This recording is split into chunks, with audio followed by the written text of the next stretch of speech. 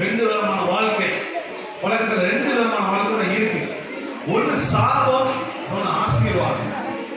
நல்ல வாழ்க்கை, ஒரு கெட்ட வாழ்க்கை. நீங்க எதனாலும் செலக்ட் பண்ணிக்கலாம்.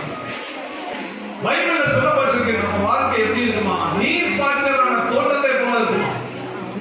நீரோட அருகில் இருக்கிற மரத்தை போல. இந்த மழை காலம் பாருங்க, நம்ம இடங்கள்லாம் பச்சை பசேல் இருக்கு, நல்ல செழிப்பா இருக்கு. 5 வயசு மிச்சம் வராது. அது என்ன காரணம்னா சாபம். அது என்ன சாபம்னு நமக்கு தெரியாது. ஆனா அந்த சாபத்துக்காக தான் இயேசு நமக்காக சாபமான. உங்க வாழ்க்கையில நீங்க செய்யற காரியம் நல்லா இருக்கணும், ஆசீர்வாதமா இருக்கணும்னா இயேசுட்ட வந்தா நிச்சயமா நடக்கும்.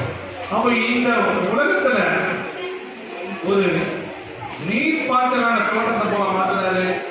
அழகில்லாம இருந்த உங்களை ஒரு அழகான மலரை போல ஒரு அலங்கரிப்பார்.